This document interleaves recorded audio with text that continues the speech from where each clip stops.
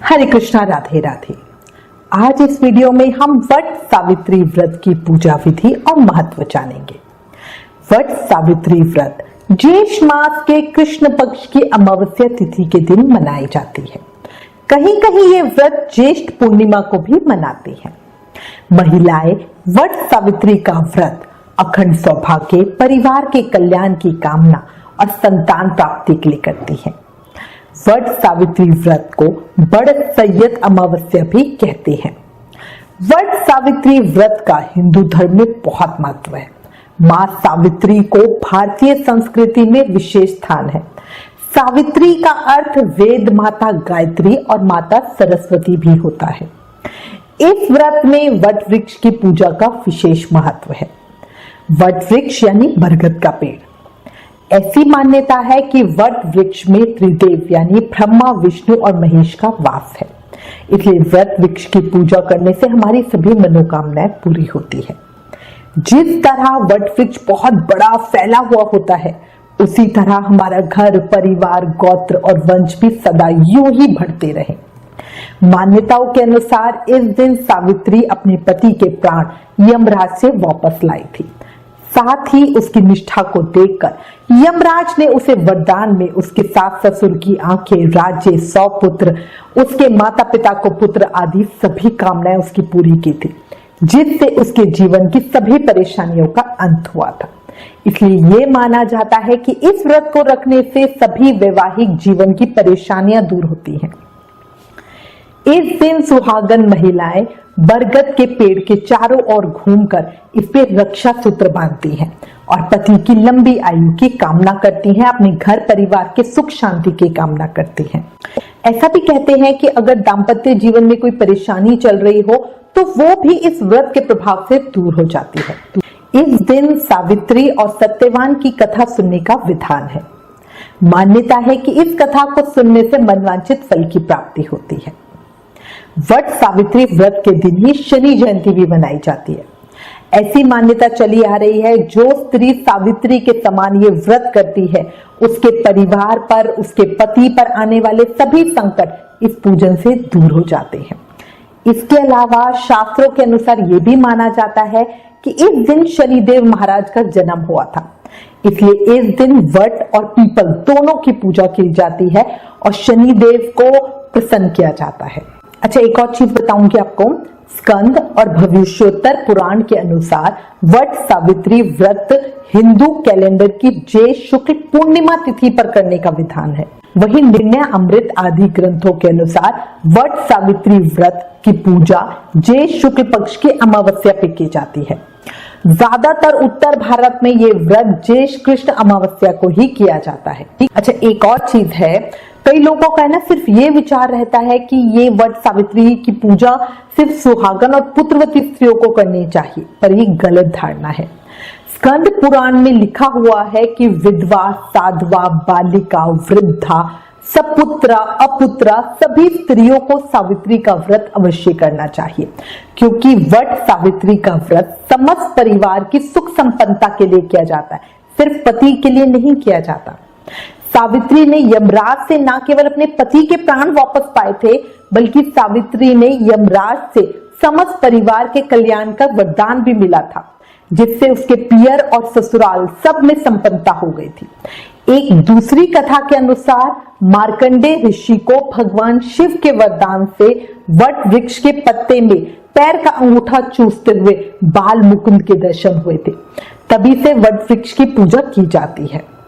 What वृक्ष की पूजा से घर में सुख, शांति, धन लक्ष्मी का वास होता है। अब मैं आपको थोड़ी पूजन विधि बताती हूँ। वट सावित्री व्रत पूजा विधि। देखो, ये बहुत ही सरल व्रत है। पूजा का विशेष महत्व होता है। सभी पूरे भाव से पूजा करें।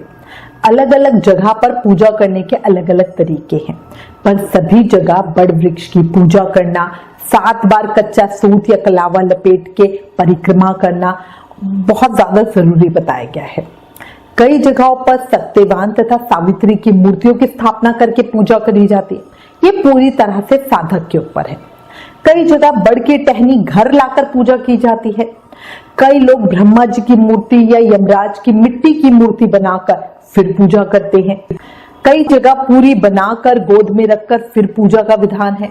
कई जगह ये परंपरा है कि उन पूरियों को बरगद वृक्ष पर अर्पित किया जाता है। कई लोग बड़ के पत्तों की माला बनाकर पहनते हैं, कई बालों में बड़ के पत्तों को लगाते हैं। तो ये सब बातें निर्भर करती हैं कि आपके परिवार में क्या पूजा का तरीका चलता आ रहा है, उसी के अनुसार पूजा करो। कई लोग ऐसे भी हैं जिनको नहीं पता कि कैसे पूजा करनी है, या जिनके घर में बड़े बुजुर्ग नहीं है, या जिन्होंने पहले कभी ये पूजा नहीं की, उनके लिए मैं एक नॉर्मल प्रोसेस बता रही हूँ कि कैसे वो आराम से बिना किसी परेशानी के पूजा कर सकते हैं, और वो भी उन्हीं सामान से जो घर में अवेलेबल है। ठीक है, जल्दी सुबह उठ के घर की साफ सफाई करनी है, नहाना है और सुंदर श्रृंगार करके तैयार होना है। सबसे पहले घर के मंदिर में पूजा करें, भगवान सूर्य नारायण को जल अर्पित करें, तुलसी महारानी की पूजा करें। इसके बाद वड वृक्ष की पूजा करने की तैयारी कर ले और जरूरी सामान साथ में ले ले। जल किसी बड़े बर्तन में ले और उसमें थोड़ा सा कच्चा दूध मिला ले। फिर घर से बाहर किसी मंदिर या पार्क में जहां बड़ और पीपल दोनों हो वहां पूजा करने जाए। शनि जयंती के चलते अच्छा होता है अगर बड़ और पीपल दोनों की पूजा की जाए। पूजा करते हुए बड़ की जड़ में 7 बार थोड़ा थोड़ा करके जल अर्पित करें। मतलब एक ही बार भर के लोटा ना डाल दें, लोटे से पहले एक बार डालें, थोड़ा सा फिर थोड़ा सा फिर थोड़ा सा, ऐसे 7 बार काउंट कर करके डालें, थोड़ा थोड़ा करके जल देते जाएं। इस तरह 7 बार जल दें।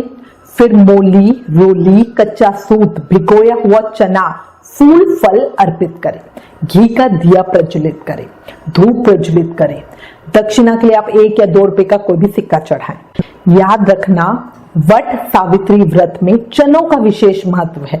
ऐसा कहा जाता है कि सावित्री से प्रसन्न होकर यमराज ने चने के रूप में सत्यवान के प्राण उसको सौंपे थे।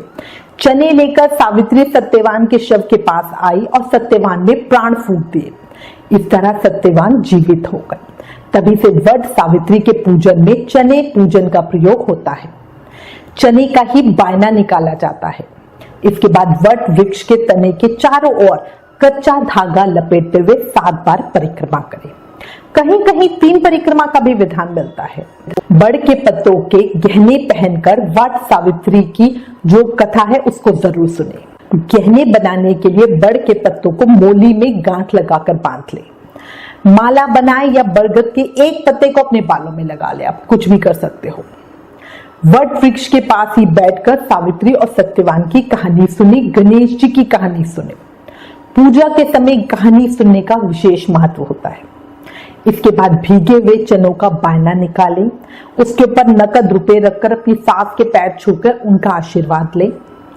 पूजा समाप्ति पर ब्राह्मणों को वस्त्र तथा फल जरूर दान दें। माना जाता है कि जो भी महिला इस व्रत को पूरी श्रद्धा से करती है, उसके पति के जीवन पर आया हुआ कोई भी खतरा टल जाता है, उसके परिवार में आई हुई परेशानियां समाप्त हो जाती है। अब देखो, ये तो हो गई पूजा विधि। इसी के साथ मैं आपको कुछ बातें बता देती हूँ जो हमें जरूर से ध्यान रखने चाहिए। वट सावित्री व्रत स्त्रियों के लिए विशेष महत्व रखता है, इसलिए जब पूजा करने जाए तब तैयार होके जाए। कभी भी पूजा बाल खोलकर ना करें। तैयार होने का मतलब है अच्छे से बाल बनाकर श्रृंगार कर जाए। इस दिन अमावस्या और शनि जयंती होती है तो कभी भी सर नहीं धोते हैं। अच्छा, जिन भी घरों में पूजा में पीलिया पहनकर पूजा की जाती है, वो जब पूजा करने जाएं तो पीलिया पहनकर ही जाएं। देखो, पूजा कर लो, उसके बाद जब पूजा करके घर वापस आओ तब सीधा घर के अंदर नहीं घुसते हैं। पहले घर के मेन गेट पे जो मेन दरवाजा होता है, वहां पे दोनों तरफ थोड़ा थोड़ा जल डालें, फिर दोनों तरफ सतिये बनाएं, फिर घर में प्रवेश करें। तो जल हम जो पूजा के लिए लेके जाते हैं वहां पे पूरा जल अर्पित नहीं करते हैं, बर्तन में थोड़ा सा जल बचा के ले आते हैं। देखो, बड़ की पूजा हम मंदिर या पार्क जहां पर भी बड़ वृक्ष हो वहां करते हैं। कहानी भी वही बैठ के सुनते हैं, पर बायना घर आके निकालते हैं। बायना निकालकर सासू माँ या ननंद को दे और घर में जितने भी आपसे बड़े हैं उन सबके पैर छुए। एक चीज और याद रखना, जब मंदिर या पार्क में पूजा करके उठें तब भी जो बड़ा मिले उनके पैर जरूर छुए। अच्छा, कई लोगों को बेड टी की आदत होती है, मतलब उठते ही पहले चाय पीते हैं फिर फ्रेश होकर नहाते हैं, पर बड़ सैयद अमावस्या पूजन में ऐसा नहीं करते। पूजन करना तक पानी भी नहीं पीते, निर्जल व्रत होता है, इसलिए बहुत सारे लोग जल्दी अर्ली मॉर्निंग सुबह पूजा कराते। पूजा करने के बाद ही पानी, चाय, दूध ले सकते हैं। व्रत नियम में कई जगह पूजा करने तक का व्रत होता है, मतलब जब बायना निकालकर पूजा कर लेते हैं उसके बाद खाना खा लेते हैं। पर कई जगह शाम तक का व्रत होता है, शाम को पूजा करने के बाद मीठा भोजन खाते हैं, दिन में प्रसाद में चढ़े फल आदि खा सकते हैं। व्रत नियम पूरी तरह से साधक के ऊपर है कि वो क्या नियम लेके व्रत करता है। पर व्रत नियम जो भी ले, पर इस दिन कोशिश करे कच्चा खाना यानी रोटी वगैरह ना खाए, पूरी पराठे खाएं। सावित्री और सत्यवान की कहानी सुनने के बाद गणेश जी महाराज की कहानी जरूर सुने। बिना गणेश पूजा के कोई पूजा पूरी नहीं मानी जाती। मैं उम्मीद करती हूँ इस वीडियो में दी गई जानकारी आपके लिए उपयोगी होगी। इससे रिलेटेड अगर आपके पास कोई भी कमेंट्स या सजेशन है तो प्लीज हमें लिखें। ज्ञान बांटने से बढ़ता है, इसलिए इस वीडियो को ज्यादा से ज्यादा शेयर करें। Please like, share and subscribe. Thank you. Hare Krishna.